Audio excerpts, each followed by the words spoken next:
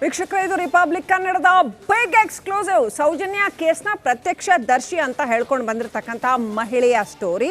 ಈ ಪ್ರತ್ಯಕ್ಷದರ್ಶಿಯ ಬಳಿ ಹಾಗಾದರೆ ಈಕೆ ಹೇಳುವ ಹಾಗೆ ನಿಜಕ್ಕೂ ಬಹಳ ಬಹಳ ಮಹತ್ವದ ಸಾಕ್ಷಿ ಇದೆಯಾ?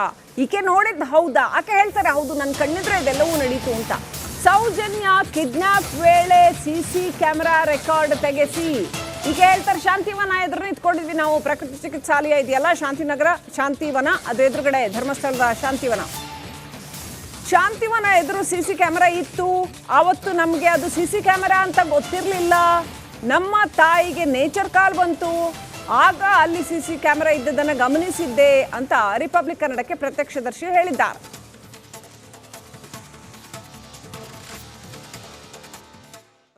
ಏನ್ ಸಾಕ್ಷಿ ಏನಿದೆ ನಿಮ್ಮ ಹತ್ರ? ಈಗ ನೀವು ಹೇಳೋದನ್ನ ನಾವು ಯಾಕೆ ನಂಬಬೇಕು? ನಿಮ್ಮ ಹತ್ರ ಏನು ಸಾಕ್ಷಿ ಇದೆ? ಸಾಕ್ಷಿ ಏನಿದೆಯಾ?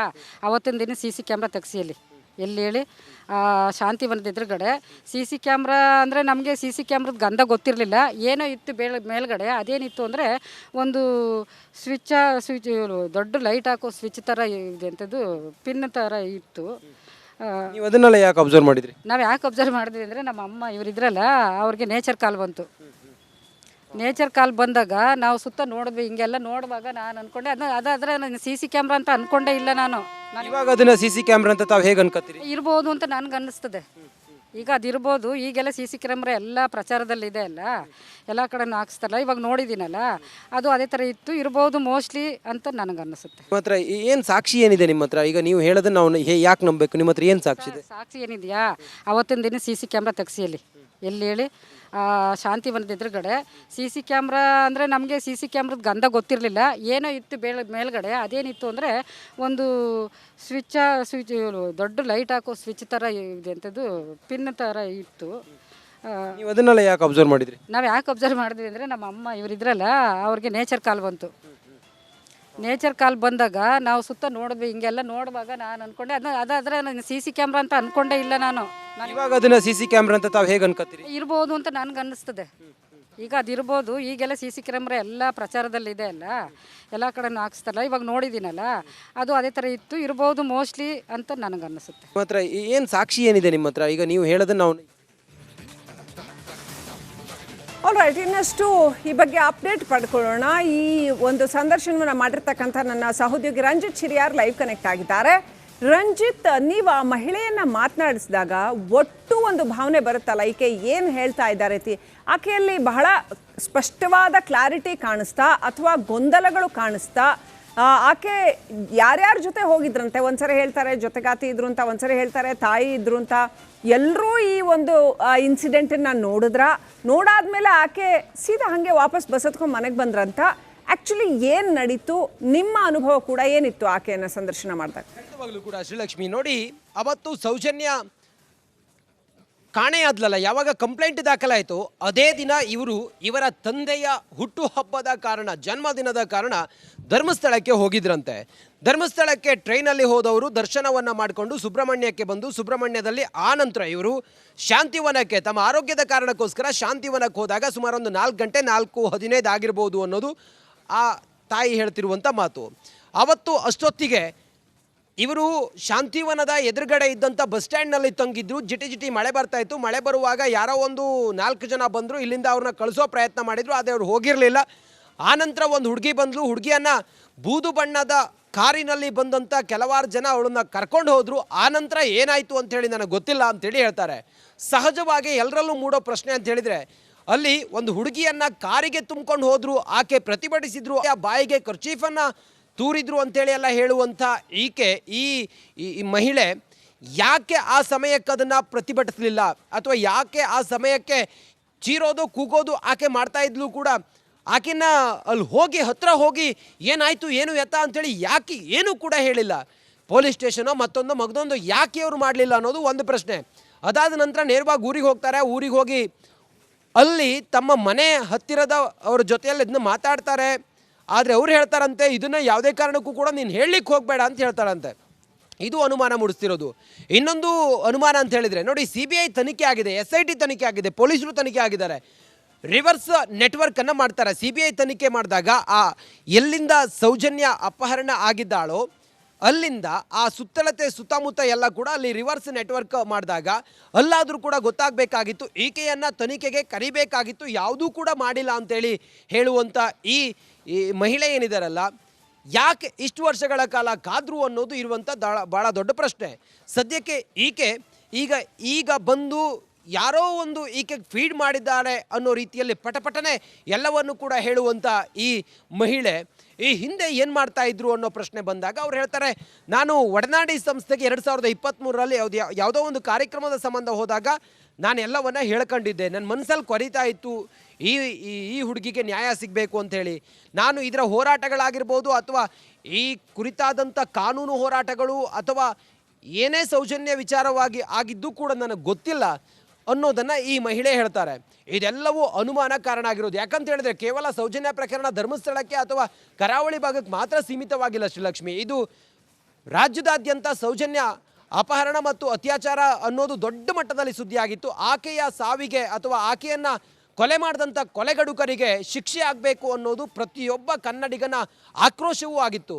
ಆದರೆ ಈ ಮಹಿಳೆಗೆ ಇದು ಯಾವುದೂ ಗೊತ್ತೇ ಇಲ್ವಂತೆ. ಸೌಜನ್ಯ ಪ್ರಕರಣದ ಬಗ್ಗೆ ಒಂದು ಪೋಸ್ಟರ್ ಅನಿಸಿದ್ರಾರು ನಾನು ಧರ್ಮಸ್ಥಳದಲ್ಲಿ ನೋಡ್ತಾ ಇದ್ದೆ ಅಂತೇಳಿ ಹೇಳ್ತಾ ಇದ್ರು. ಆದರೆ ಇದೆಲ್ಲವೂ ಕೂಡ ಅನುಮಾನಕ್ಕೆ ಕಾರಣ ಆಗಿರೋದು. ಬಹುಶಃ ಈಕೆ ಈ ಮಾತನ್ನು ನೋಡ್ತಾ ಇದ್ದ ಸತ್ಯವಿರಬಹುದು, SIT ತನಿಖೆಯಿಂದ ಬಯಲಾಗಬೇಕು.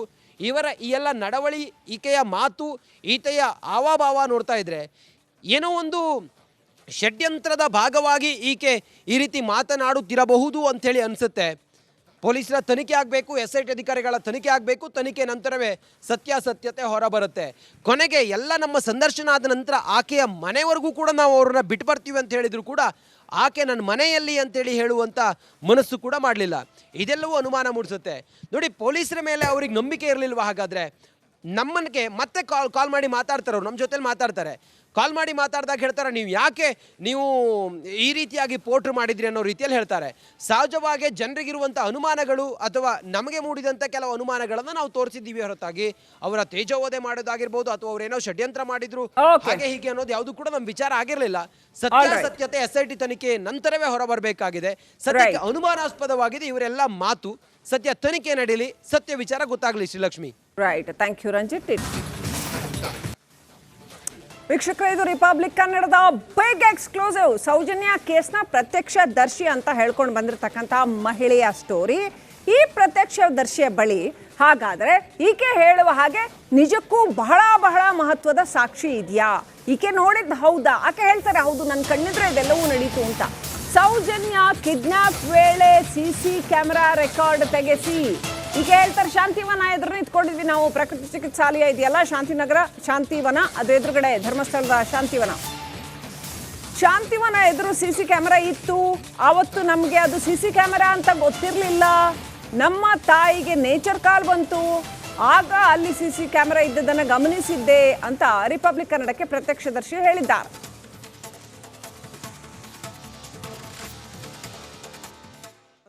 ಏನು ಸಾಕ್ಷಿ ಏನಿದೆ ನಿಮ್ಮ ಹತ್ರ? ಈಗ ನೀವು ಹೇಳೋದನ್ನ ನಾವು ಯಾಕೆ ನಂಬಬೇಕು? ನಿಮ್ಮ ಹತ್ರ ಏನು ಸಾಕ್ಷಿ ಇದೆ? ಸಾಕ್ಷಿ ಏನಿದೆಯಾ? ಅವತ್ತಿನ ದಿನ CC ಕ್ಯಾಮ್ರಾ ತೆಗ್ಸಿ ಎಲ್ಲಿ ಹೇಳಿ, ಶಾಂತಿವನದ ಎದುರುಗಡೆ. CC ಕ್ಯಾಮ್ರಾ ಅಂದರೆ ನಮಗೆ CC ಕ್ಯಾಮ್ರದ ಗಂಧ ಗೊತ್ತಿರಲಿಲ್ಲ. ಏನೋ ಇತ್ತು ಮೇಲ್ಗಡೆ. ಅದೇನಿತ್ತು ಅಂದರೆ ಒಂದು ಸ್ವಿಚ್ ದೊಡ್ಡ ಲೈಟ್ ಹಾಕೋ ಸ್ವಿಚ್ ಥರ ಇದೆ ಅಂಥದ್ದು, ಪಿನ್ ಥರ ಇತ್ತು. ನೀವು ಅದನ್ನೆಲ್ಲ ಯಾಕೆ ಅಬ್ಸರ್ವ್ ಮಾಡಿದ್ರಿ? ನಾವು ಯಾಕೆ ಅಬ್ಸರ್ವ್ ಮಾಡಿದ್ವಿ ಅಂದರೆ ನಮ್ಮ ಅಮ್ಮ ಇವರಿದ್ರಲ್ಲ, ಅವ್ರಿಗೆ ನೇಚರ್ ಕಾಲ್ ಬಂತು. ನೇಚರ್ ಕಾಲ್ ಬಂದಾಗ ನಾವು ಸುತ್ತ ನೋಡಿದ್ವಿ. ಹಿಂಗೆಲ್ಲ ನೋಡುವಾಗ ನಾನು ಅಂದ್ಕೊಂಡೆ ಅದಾದ್ರೆ ನಾನು CC ಕ್ಯಾಮ್ರಾ ಅಂತ ಅಂದ್ಕೊಂಡೇ ಇಲ್ಲ. ನಾನು ಇವಾಗ ಅದನ್ನ CC ಕ್ಯಾಮ್ರಾ ಅಂತ ತಾವು ಹೇಗೆ ಅನ್ಕೋತೀರಿ? ಇರ್ಬೋದು ಅಂತ ನನಗೆ ಅನ್ನಿಸ್ತದೆ. ಈಗ ಅದಿರ್ಬೋದು. ಈಗೆಲ್ಲ CC ಕ್ಯಾಮ್ರಾ ಎಲ್ಲ ಪ್ರಚಾರದಲ್ಲಿದೆ ಅಲ್ಲ, ಎಲ್ಲ ಕಡೆನೂ ಹಾಕ್ಸ್ತಾರಲ್ಲ. ಇವಾಗ ನೋಡಿದ್ದೀನಲ್ಲ, ಅದು ಅದೇ ಥರ ಇತ್ತು, ಇರ್ಬೋದು ಮೋಸ್ಟ್ಲಿ ಅಂತ ನನಗೆ ಅನ್ನಿಸುತ್ತೆ. ನಿಮ್ಮ ಹತ್ರ ಏನು ಸಾಕ್ಷಿ ಏನಿದೆ ನಿಮ್ಮ ಹತ್ರ? ಈಗ ನೀವು ಹೇಳೋದನ್ನ ನಾವು ಯಾಕೆ ನಂಬಬೇಕು? ನಿಮ್ಮ ಹತ್ರ ಏನು ಸಾಕ್ಷಿ ಇದೆ? ಸಾಕ್ಷಿ ಏನಿದೆಯಾ? ಅವತ್ತಿನ ದಿನ CC ಕ್ಯಾಮ್ರಾ ತೆಗ್ಸಿ ಎಲ್ಲಿ ಹೇಳಿ, ಶಾಂತಿವನದ ಎದುರುಗಡೆ. CC ಕ್ಯಾಮ್ರಾ ಅಂದರೆ ನಮಗೆ CC ಕ್ಯಾಮ್ರದ ಗಂಧ ಗೊತ್ತಿರಲಿಲ್ಲ. ಏನೋ ಇತ್ತು ಮೇಲ್ಗಡೆ. ಅದೇನಿತ್ತು ಅಂದರೆ ಒಂದು ಸ್ವಿಚ್ ದೊಡ್ಡ ಲೈಟ್ ಹಾಕೋ ಸ್ವಿಚ್ ಥರ ಇದೆ ಅಂಥದ್ದು, ಪಿನ್ ಥರ ಇತ್ತು. ನೀವು ಅದನ್ನೆಲ್ಲ ಯಾಕೆ ಅಬ್ಸರ್ವ್ ಮಾಡಿದ್ರಿ? ನಾವು ಯಾಕೆ ಅಬ್ಸರ್ವ್ ಮಾಡಿದ್ವಿ ಅಂದರೆ ನಮ್ಮ ಅಮ್ಮ ಇವರಿದ್ರಲ್ಲ, ಅವ್ರಿಗೆ ನೇಚರ್ ಕಾಲ್ ಬಂತು. ನೇಚರ್ ಕಾಲ್ ಬಂದಾಗ ನಾವು ಸುತ್ತ ನೋಡಿದ್ವಿ. ಹಿಂಗೆಲ್ಲ ನೋಡುವಾಗ ನಾನು ಅಂದ್ಕೊಂಡೆ ಅದಾದ್ರೆ ನಾನು CC ಕ್ಯಾಮ್ರಾ ಅಂತ ಅಂದ್ಕೊಂಡೇ ಇಲ್ಲ. ನಾನು ಇವಾಗ ಅದನ್ನ CC ಕ್ಯಾಮ್ರಾ ಅಂತ ತಾವು ಹೇಗೆ ಅನ್ಕೋತೀರಿ? ಇರ್ಬೋದು ಅಂತ ನನಗೆ ಅನ್ನಿಸ್ತದೆ. ಈಗ ಅದಿರ್ಬೋದು. ಈಗೆಲ್ಲ ಸಿ ಸಿ ಕ್ಯಾಮ್ರಾ ಎಲ್ಲ ಪ್ರಚಾರದಲ್ಲಿದೆ ಅಲ್ಲ, ಎಲ್ಲ ಕಡೆನೂ ಹಾಕ್ಸ್ತಾರಲ್ಲ, ಇವಾಗ ನೋಡಿದ್ದೀನಲ್ಲ, ಅದು ಅದೇ ಥರ ಇರ್ಬೋದು ಮೋಸ್ಟ್ಲಿ ಅಂತ ನನಗನ್ನಿಸುತ್ತೆ. ನಿಮ್ಮ ಹತ್ರ ಏನು ಸಾಕ್ಷಿ ಏನಿದೆ ನಿಮ್ಮ ಹತ್ರ? ಈಗ ನೀವು ಹೇಳೋದನ್ನ ನಾವು ಆಲ್ ರೈಟ್, ಇನ್ನಷ್ಟು ಈ ಬಗ್ಗೆ ಅಪ್ಡೇಟ್ ಪಡ್ಕೊಳ್ಳೋಣ. ಈ ಒಂದು ಸಂದರ್ಶನವನ್ನು ಮಾಡಿರ್ತಕ್ಕಂಥ ನನ್ನ ಸಹೋದ್ಯೋಗಿ ರಂಜಿತ್ ಚಿರಿಯಾರ್ ಲೈವ್ ಕನೆಕ್ಟ್ ಆಗಿದ್ದಾರೆ. ರಂಜಿತ್, ನೀವು ಆ ಮಹಿಳೆಯನ್ನ ಮಾತನಾಡಿಸಿದಾಗ ಒಟ್ಟು ಒಂದು ಭಾವನೆ ಬರುತ್ತಲ್ಲ, ಈಕೆ ಏನು ಹೇಳ್ತಾ ಇದ್ದಾರೆ, ಆಕೆಯಲ್ಲಿ ಬಹಳ ಸ್ಪಷ್ಟವಾದ ಕ್ಲಾರಿಟಿ ಕಾಣಿಸ್ತಾ ಅಥವಾ ಗೊಂದಲಗಳು ಕಾಣಿಸ್ತಾ? ಆಕೆ ಯಾರ್ಯಾರ ಜೊತೆ ಹೋಗಿದ್ರಂತೆ? ಒಂದ್ಸರಿ ಹೇಳ್ತಾರೆ ಜೊತೆಗಾತಿ ಇದ್ರು ಅಂತ, ಒಂದ್ಸರಿ ಹೇಳ್ತಾರೆ ತಾಯಿ ಇದ್ರು ಅಂತ. ಎಲ್ಲರೂ ಈ ಒಂದು ಇನ್ಸಿಡೆಂಟನ್ನು ನೋಡಾದ್ಮೇಲೆ ಆಕೆ ಸೀದಾ ಹಾಗೆ ವಾಪಸ್ ಬಸ್ ಹತ್ಕೊಂಡು ಮನೆಗೆ ಬಂದ್ರಂತ. ಆ್ಯಕ್ಚುಲಿ ಏನು ನಡೀತು? ನಿಮ್ಮ ಅನುಭವ ಕೂಡ ಏನಿತ್ತು ಆಕೆಯನ್ನು ಸಂದರ್ಶನ ಮಾಡಿದಾಗ? ಖಂಡಿತವಾಗ್ಲೂ ಕೂಡ ಶ್ರೀಲಕ್ಷ್ಮಿ, ನೋಡಿ, ಅವತ್ತು ಸೌಜನ್ಯ ಕಾಣೆಯಾದ್ಲಲ್ಲ, ಯಾವಾಗ ಕಂಪ್ಲೇಂಟ್ ದಾಖಲಾಯಿತು ಅದೇ ದಿನ ಇವರ ತಂದೆಯ ಹುಟ್ಟುಹಬ್ಬದ ಕಾರಣ, ಜನ್ಮದಿನದ ಕಾರಣ ಧರ್ಮಸ್ಥಳಕ್ಕೆ ಹೋಗಿದ್ರಂತೆ. ಧರ್ಮಸ್ಥಳಕ್ಕೆ ಟ್ರೈನಲ್ಲಿ ಹೋದವರು ದರ್ಶನವನ್ನು ಮಾಡಿಕೊಂಡು ಸುಬ್ರಹ್ಮಣ್ಯಕ್ಕೆ ಬಂದು, ಸುಬ್ರಹ್ಮಣ್ಯದಲ್ಲಿ ಆ ನಂತರ ಇವರು ಶಾಂತಿವನಕ್ಕೆ ತಮ್ಮ ಆರೋಗ್ಯದ ಕಾರಣಕ್ಕೋಸ್ಕರ ಶಾಂತಿವನಕ್ಕೆ ಹೋದಾಗ ಸುಮಾರು ಒಂದು 4 ಗಂಟೆ 4:15 ಆಗಿರ್ಬೋದು ಅನ್ನೋದು ಆ ತಾಯಿ ಹೇಳ್ತಿರುವಂಥ ಮಾತು. ಅವತ್ತು ಅಷ್ಟೊತ್ತಿಗೆ ಇವರು ಶಾಂತಿವನದ ಎದುರುಗಡೆ ಇದ್ದಂಥ ಬಸ್ ಸ್ಟ್ಯಾಂಡ್ನಲ್ಲಿ ತಂಗಿದ್ರು. ಜಿಟಿ ಮಳೆ ಬರ್ತಾ ಇತ್ತು. ಮಳೆ ಬರುವಾಗ ಯಾರೋ ಒಂದು 4 ಜನ ಬಂದರು, ಇಲ್ಲಿಂದ ಅವ್ರನ್ನ ಕಳಿಸೋ ಪ್ರಯತ್ನ ಮಾಡಿದರು, ಆದರೆ ಅವ್ರು ಹೋಗಿರಲಿಲ್ಲ. ಆನಂತರ ಒಂದು ಹುಡುಗಿ ಬಂದಳು. ಹುಡುಗಿಯನ್ನು ಬೂದು ಬಣ್ಣದ ಕಾರಿನಲ್ಲಿ ಬಂದಂಥ ಕೆಲವಾರು ಜನ ಅವಳನ್ನ ಕರ್ಕೊಂಡು ಹೋದರು. ಆನಂತರ ಏನಾಯಿತು ಅಂಥೇಳಿ ನನಗೆ ಗೊತ್ತಿಲ್ಲ ಅಂಥೇಳಿ ಹೇಳ್ತಾರೆ. ಸಹಜವಾಗಿ ಎಲ್ಲರಲ್ಲೂ ಮೂಡೋ ಪ್ರಶ್ನೆ ಅಂತ ಹೇಳಿದರೆ, ಅಲ್ಲಿ ಒಂದು ಹುಡುಗಿಯನ್ನು ಕಾರಿಗೆ ತುಂಬ್ಕೊಂಡು ಹೋದರು, ಆಕೆ ಪ್ರತಿಭಟಿಸಿದ್ರು, ಆ ಬಾಯಿಗೆ ಕರ್ಚೀಫನ್ನು ತೂರಿದ್ರು ಅಂತೇಳಿ ಎಲ್ಲ ಹೇಳುವಂಥ ಈಕೆ, ಈ ಮಹಿಳೆ ಯಾಕೆ ಆ ಸಮಯಕ್ಕೆ ಅದನ್ನು ಪ್ರತಿಭಟಿಸಲಿಲ್ಲ, ಅಥವಾ ಯಾಕೆ ಆ ಸಮಯಕ್ಕೆ ಚೀರೋದು ಕೂಗೋದು ಆಕೆ ಮಾಡ್ತಾ ಇದ್ಲು ಕೂಡ, ಆಕೆನ ಅಲ್ಲಿ ಹೋಗಿ ಹತ್ರ ಹೋಗಿ ಏನಾಯಿತು ಏನು ಎತ್ತ ಅಂಥೇಳಿ ಯಾಕೆ ಏನೂ ಕೂಡ ಹೇಳಿಲ್ಲ. ಪೊಲೀಸ್ ಸ್ಟೇಷನೋ ಮತ್ತೊಂದು ಯಾಕೆ ಅವರು ಮಾಡಲಿಲ್ಲ ಅನ್ನೋದು ಒಂದು ಪ್ರಶ್ನೆ. ಅದಾದ ನಂತರ ನೇರವಾಗಿ ಊರಿಗೆ ಹೋಗ್ತಾರೆ. ಊರಿಗೆ ಹೋಗಿ ಅಲ್ಲಿ ತಮ್ಮ ಮನೆ ಹತ್ತಿರದ ಅವ್ರ ಜೊತೆಯಲ್ಲಿ ಇದನ್ನ ಮಾತಾಡ್ತಾರೆ. ಆದರೆ ಅವ್ರು ಹೇಳ್ತಾರಂತೆ, ಇದನ್ನು ಯಾವುದೇ ಕಾರಣಕ್ಕೂ ಕೂಡ ನೀನು ಹೇಳಲಿಕ್ಕೆ ಹೋಗಬೇಡ ಅಂತ ಹೇಳ್ತಾರಂತೆ. ಇದು ಅನುಮಾನ ಮೂಡಿಸ್ತಿರೋದು. ಇನ್ನೊಂದು ಅನುಮಾನ ಅಂತ ಹೇಳಿದರೆ, ನೋಡಿ, CBI ತನಿಖೆ ಆಗಿದೆ, SIT ತನಿಖೆ ಆಗಿದೆ, ಪೊಲೀಸರು ತನಿಖೆ ಆಗಿದ್ದಾರೆ, ರಿವರ್ಸ್ ನೆಟ್ವರ್ಕನ್ನು ಮಾಡ್ತಾರೆ. CBI ತನಿಖೆ ಮಾಡಿದಾಗ ಆ ಎಲ್ಲಿಂದ ಸೌಜನ್ಯ ಅಪಹರಣ ಆಗಿದ್ದಾಳೋ ಅಲ್ಲಿಂದ ಆ ಸುತ್ತಮುತ್ತ ಎಲ್ಲ ಕೂಡ ಅಲ್ಲಿ ರಿವರ್ಸ್ ನೆಟ್ವರ್ಕ್ ಮಾಡಿದಾಗ ಅಲ್ಲಾದರೂ ಕೂಡ ಗೊತ್ತಾಗಬೇಕಾಗಿತ್ತು, ಈಕೆಯನ್ನು ತನಿಖೆಗೆ ಕರಿಬೇಕಾಗಿತ್ತು, ಯಾವುದೂ ಕೂಡ ಮಾಡಿಲ್ಲ ಅಂತೇಳಿ ಹೇಳುವಂಥ ಈ ಮಹಿಳೆ ಏನಿದಾರಲ್ಲ, ಯಾಕೆ ಇಷ್ಟು ವರ್ಷಗಳ ಕಾಲ ಕಾದ್ರು ಅನ್ನೋದು ಇರುವಂಥ ಭಾಳ ದೊಡ್ಡ ಪ್ರಶ್ನೆ. ಸದ್ಯಕ್ಕೆ ಈಕೆ ಈಗ ಬಂದು ಯಾರೋ ಒಂದು ಈಕೆ ಫೀಡ್ ಮಾಡಿದ್ದಾರೆ ಅನ್ನೋ ರೀತಿಯಲ್ಲಿ ಪಟಪಟನೆ ಎಲ್ಲವನ್ನು ಕೂಡ ಹೇಳುವಂಥ ಈ ಮಹಿಳೆ ಈ ಹಿಂದೆ ಏನು ಮಾಡ್ತಾ ಇದ್ರು ಅನ್ನೋ ಪ್ರಶ್ನೆ ಬಂದಾಗ ಅವ್ರು ಹೇಳ್ತಾರೆ, ನಾನು ಒಡನಾಡಿ ಸಂಸ್ಥೆಗೆ 2023ರಲ್ಲಿ ಯಾವುದೋ ಒಂದು ಕಾರ್ಯಕ್ರಮದ ಸಂಬಂಧ ಹೋದಾಗ ನಾನು ಎಲ್ಲವನ್ನ ಹೇಳ್ಕೊಂಡಿದ್ದೆ. ನನ್ನ ಮನಸ್ಸಲ್ಲಿ ಕೊರಿತಾ ಇತ್ತು ಈ ಹುಡುಗಿಗೆ ನ್ಯಾಯ ಸಿಗಬೇಕು ಅಂಥೇಳಿ. ನಾನು ಇದರ ಹೋರಾಟಗಳಾಗಿರ್ಬೋದು ಅಥವಾ ಈ ಕುರಿತಾದಂಥ ಕಾನೂನು ಹೋರಾಟಗಳು ಅಥವಾ ಏನೇ ಸೌಜನ್ಯ ವಿಚಾರವಾಗಿ ಆಗಿದ್ದು ಕೂಡ ನನಗೆ ಗೊತ್ತಿಲ್ಲ ಅನ್ನೋದನ್ನು ಈ ಮಹಿಳೆ ಹೇಳ್ತಾರೆ. ಇದೆಲ್ಲವೂ ಅನುಮಾನ ಕಾರಣ ಆಗಿರೋದು. ಯಾಕಂತ ಹೇಳಿದ್ರೆ ಕೇವಲ ಸೌಜನ್ಯ ಪ್ರಕರಣ ಧರ್ಮಸ್ಥಳಕ್ಕೆ ಅಥವಾ ಕರಾವಳಿ ಭಾಗಕ್ಕೆ ಮಾತ್ರ ಸೀಮಿತವಾಗಿಲ್ಲ ಶ್ರೀಲಕ್ಷ್ಮಿ. ಇದು ರಾಜ್ಯದಾದ್ಯಂತ ಸೌಜನ್ಯ ಅಪಹರಣ ಮತ್ತು ಅತ್ಯಾಚಾರ ಅನ್ನೋದು ದೊಡ್ಡ ಮಟ್ಟದಲ್ಲಿ ಸುದ್ದಿಯಾಗಿತ್ತು. ಆಕೆಯ ಸಾವಿಗೆ ಅಥವಾ ಆಕೆಯನ್ನು ಕೊಲೆ ಮಾಡಿದಂಥ ಕೊಲೆಗಡುಕರಿಗೆ ಶಿಕ್ಷೆ ಆಗಬೇಕು ಅನ್ನೋದು ಪ್ರತಿಯೊಬ್ಬ ಕನ್ನಡಿಗನ ಆಕ್ರೋಶವೂ ಆಗಿತ್ತು. ಆದರೆ ಈ ಮಹಿಳೆಗೆ ಇದು ಯಾವುದೂ ಗೊತ್ತೇ ಇಲ್ವಂತೆ. ಸೌಜನ್ಯ ಪ್ರಕರಣದ ಬಗ್ಗೆ ಒಂದು ಪೋಸ್ಟರ್ ಅನಿಸಿದ್ರಾರು ನಾನು ಧರ್ಮಸ್ಥಳದಲ್ಲಿ ನೋಡ್ತಾ ಇದ್ದೆ ಅಂತೇಳಿ ಹೇಳ್ತಾ ಇದ್ರು. ಆದರೆ ಇದೆಲ್ಲವೂ ಕೂಡ ಅನುಮಾನಕ್ಕೆ ಕಾರಣ ಆಗಿರೋದು. ಬಹುಶಃ ಈಕೆ ಈ ಮಾತನ್ನು ನೋಡ್ತಾ ಇದ್ದ ಸತ್ಯವಿರಬಹುದು, SIT ತನಿಖೆಯಿಂದ ಬಯಲಾಗಬೇಕು. ಇವರ ಈ ಎಲ್ಲ ನಡವಳಿ, ಈಕೆಯ ಮಾತು, ಈಕೆಯ ಹಾವಭಾವ ನೋಡ್ತಾ ಇದ್ರೆ ಏನೋ ಒಂದು ಷಡ್ಯಂತ್ರದ ಭಾಗವಾಗಿ ಈಕೆ ಈ ರೀತಿ ಮಾತನಾಡುತ್ತಿರಬಹುದು ಅಂಥೇಳಿ ಅನಿಸುತ್ತೆ. ಪೊಲೀಸರ ತನಿಖೆ ಆಗಬೇಕು, SIT ಅಧಿಕಾರಿಗಳ ತನಿಖೆ ಆಗಬೇಕು. ತನಿಖೆ ನಂತರವೇ ಸತ್ಯಾಸತ್ಯತೆ ಹೊರಬರುತ್ತೆ. ಕೊನೆಗೆ ಎಲ್ಲ ನಮ್ಮ ಸಂದರ್ಶನ ಆದ ನಂತರ ಆಕೆಯ ಮನೆವರೆಗೂ ಕೂಡ ನಾವು ಅವ್ರನ್ನ ಬಿಟ್ಟು ಬರ್ತೀವಿ ಅಂತ ಹೇಳಿದ್ರು ಕೂಡ ಆಕೆ ನನ್ನ ಮನೆಯಲ್ಲಿ ಅಂತೇಳಿ ಹೇಳುವಂಥ ಮನಸ್ಸು ಕೂಡ ಮಾಡಲಿಲ್ಲ. ಇದೆಲ್ಲವೂ ಅನುಮಾನ ಮೂಡಿಸುತ್ತೆ. ನೋಡಿ, ಪೊಲೀಸರ ಮೇಲೆ ಅವ್ರಿಗೆ ನಂಬಿಕೆ ಇರಲಿಲ್ವ? ಹಾಗಾದರೆ ನಮ್ಮನ್ಗೆ ಮತ್ತೆ ಕಾಲ್ ಮಾಡಿ ಮಾತಾಡ್ತಾರೆ, ನಮ್ಮ ಜೊತೆಲಿ ಮಾತಾಡ್ತಾರೆ. ಕಾಲ್ ಮಾಡಿ ಮಾತಾಡಿದಾಗ ಹೇಳ್ತಾರೆ, ನೀವು ಯಾಕೆ ನೀವು ಈ ರೀತಿಯಾಗಿ ಪೋಟ್ರು ಮಾಡಿದ್ರಿ ಅನ್ನೋ ರೀತಿಯಲ್ಲಿ ಹೇಳ್ತಾರೆ. ಸಹಜವಾಗಿ ಜನರಿಗಿರುವಂಥ ಅನುಮಾನಗಳು ಅಥವಾ ನಮಗೆ ಮೂಡಿದಂಥ ಕೆಲವು ಅನುಮಾನಗಳನ್ನು ನಾವು ತೋರಿಸಿದ್ದೀವಿ ಹೊರತಾಗಿ ಅವರ ತೇಜೋವಧೆ ಮಾಡೋದಾಗಿರ್ಬೋದು ಅಥವಾ ಅವರೇನೋ ಷಡ್ಯಂತ್ರ ಮಾಡಿದ್ರು ಹಾಗೆ ಹೀಗೆ ಅನ್ನೋದು ಯಾವುದು ಕೂಡ ನಮ್ಮ ವಿಚಾರ ಆಗಿರಲಿಲ್ಲ. ಸತ್ಯಾಸತ್ಯತೆ SIT ತನಿಖೆ ನಂತರವೇ ಹೊರಬರಬೇಕಾಗಿದೆ. ಸತ್ಯಕ್ಕೆ ಅನುಮಾನಾಸ್ಪದವಾಗಿದೆ ಇವರೆಲ್ಲ ಮಾತು. ಸತ್ಯ ತನಿಖೆ ನಡೀಲಿ, ಸತ್ಯ ವಿಚಾರ ಗೊತ್ತಾಗಲಿ. ಶ್ರೀಲಕ್ಷ್ಮಿ.